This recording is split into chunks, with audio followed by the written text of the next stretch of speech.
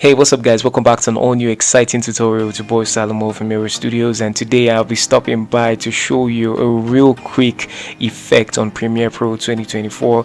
And just to be sure, this actually works on virtually every version of Premiere Pro, every recent version of Premiere Pro, so it doesn't have to be Premiere Pro 2024. Alright, so you don't need any special plugins for this snapshot effect.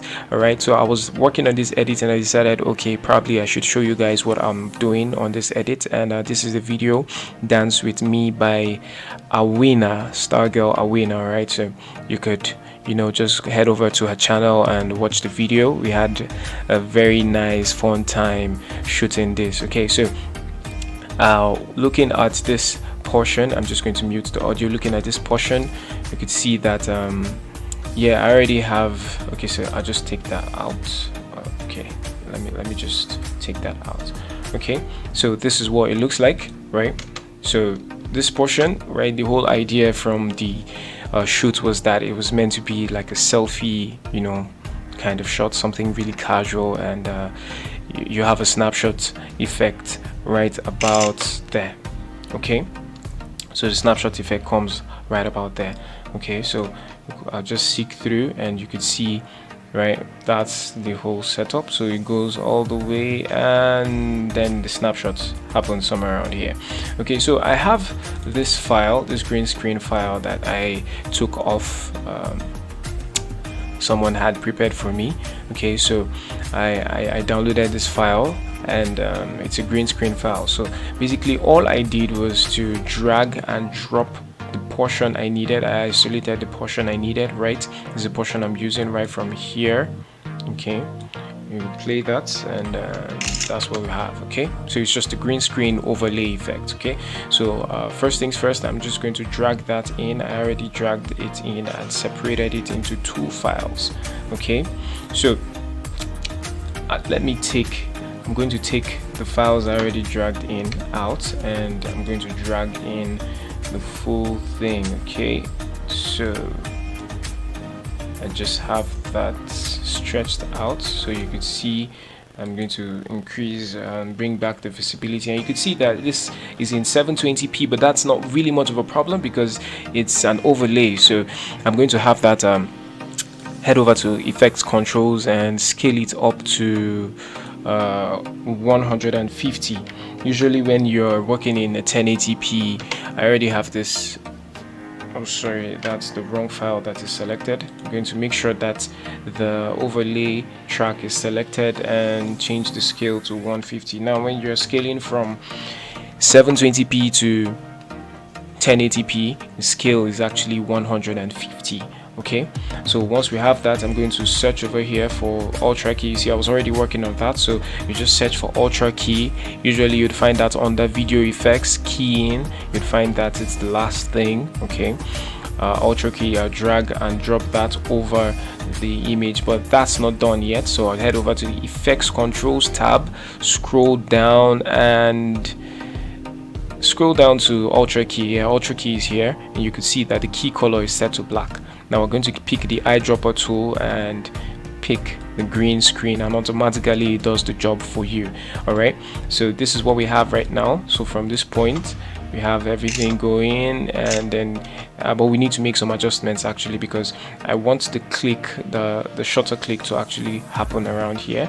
So I'm going to select this file and make micro adjustments. Now to make micro adjustments, you hold down Alt or Option, Alt on Windows and Option on your Mac, I think. Yeah, so well, for Windows you hold down Alt and use your arrow key right to move right or left. So I'm just going to adjust that. So I'll place the playhead at that point, right, and then I'm going to hold down Alt. Make sure that the clip you want to move is the one that is selected, and then you move right. Okay, so I want the peak to be at this point here. I want the peak to be here exactly, because everything from this point is just going to have that snapshot effect. All right, so but one more thing is that I actually want this overlay to actually begin from the top of the clip, and the clip actually begins somewhere around here. So this is where the clip begins, but we do not have enough of that animation, right? We do not have enough of that. So what I'm going to do is that I'm going to head over to the point just before the snapshot begins, right here, right? And I'm going to cut. Now to cut, the shortcut to cut is actually Control K or Command K on Mac. And once you have that split into 2 clips, I'm going to drag this to the beginning of the clip, somewhere around there.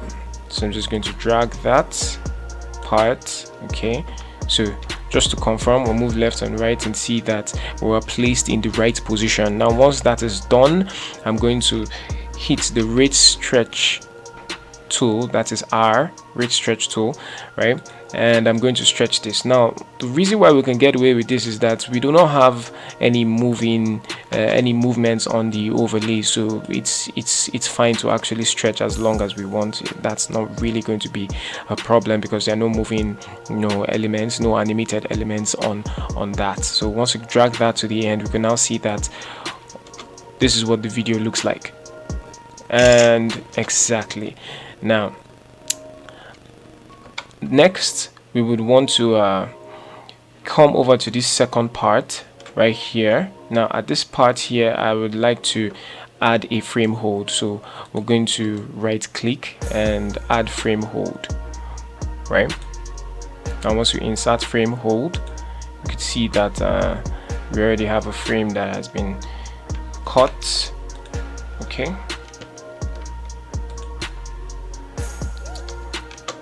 and it's just going to hold from that point until the end. Quickly, I'm just going to create an in and out point and loop that, so we don't have a problem of going over to the beginning of the video again. So we're just going to loop that portion. All right. Okay, so now that we have all this set up, this is what it looks like.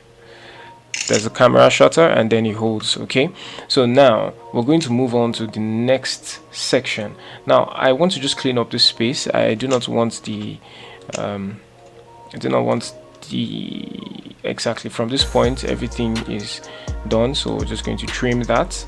Okay, so this is what we have. From here we have the overlay and voila, that's good. Okay, so next thing, from the point where we have the frame hold, right, I'm going to duplicate the video layer. Now to do that, you hold down Alt and click on the video and drag upwards while holding Alt before you release the drag. You need to drag and drop before you release the Alt key. Search for volumetric color in the effects tab, drag and drop onto that clip. Now the reason why we're doing this is basically to just desaturate the image. We want that to be desaturated, to be literally black and white. Then we're going to search for Gaussian blur. Okay, once we have Gaussian blur set, we would drag and drop over that same image and increase the blurriness to whatever level. Yeah, now you could actually decide to still retain a little bit of saturation. Well, that's your choice depending on what you want to, the kind of feel you want to create, right? So let me see, I dial some contrast, and I think I just work with very low saturation. I think that's fine. And I want the background to really have some harshness. All right, so once we have that, this is what we're working with. Then we're going to reactivate the top layer. Once we reactivate the top layer, okay, so this is what it looks like now. Okay, so we're going to select the top layer and head over to scale, and going to set the scale to, let's say, 30%. Let's see how 30% works. Now 30% is too small, so let's see, 45%. I think that's fine, but let's work with 50. 50 seems like it's going to be a great place to start. Okay, so we have 50, and this kind of looks okay. this kind of looks okay, but I'd like to add some picture frames. So what we're going to do is we're going to come over here, select the projects tab or the bin, whatever is here, and head over to file, new, and we're going to create a new color matte. And yeah, just set that, the color matte, we set the color to white. Okay, we set the color to white and okay that. We can name it whatever you want to name it, and we're going to drag that and drop over the image. Okay, yeah, we're going to have to drag that in between because we want this image to be on top. Okay, so now the next thing we're going to do is we're going to select the color matte and drop the scale to, let's start with 55. Voila, this is actually good. It's actually good. If you want to have the postcard kind of, you know, view, you could make sure that you don't have the uniform scale selected, and maybe you drop that one to, let's say 53. You find out that the width would be smaller, so maybe we could just, let's go to 52, and then increase the height to the scale height to, let's say 58. Sorry about that. And we could drop the Y positioning a bit. Maybe we could work with 60. I think 60 could do just fine for what we want. Yeah, we'll drop that a little, just a little bit. Yeah, I think this actually looks nice. I think this actually looks nice. So what we're going to do right now is that we're going to select the top layer and the color matte. Now to select, you hold on shift and click like that again, select that, right click and nest. Now we're going to call this our photo, or let's just say postcard. Yes, so we'll call that our postcard and say okay. So right now we have that nested. We could, you know, just change the rotation a bit, you know, to just add some nice feel. I think this other direction would look nice, the negative direction. Okay, so let's see what that looks like so far, what we've worked.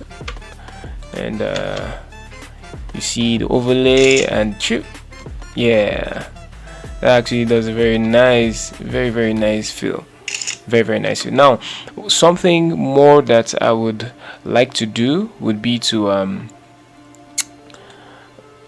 animate, you know, just add some motion to this. Okay, so we're going to select just the postcard, and we're going to create keyframes. Okay, so we're just going to create the keyframes with scale and rotation. Right now we have this set out, then we head over to the last frame. Okay, right here, just last frame, final frame, and we're going to scale that up a bit. I'm sorry, that is the wrong file that is selected. Exactly. Now we're going to scale that up just a little bit, and add a little rotation to it. Let's see what that looks like. Yeah, I feel the rotation is even a little too fast, so let's work with we move from -9 to let's say instead -7, and also let's scale to 105 instead. And let's see, let's make it a little more gentle. Exactly, that works really nice. So I'm just going to cut off the excess. I'm going to cut off the excess here,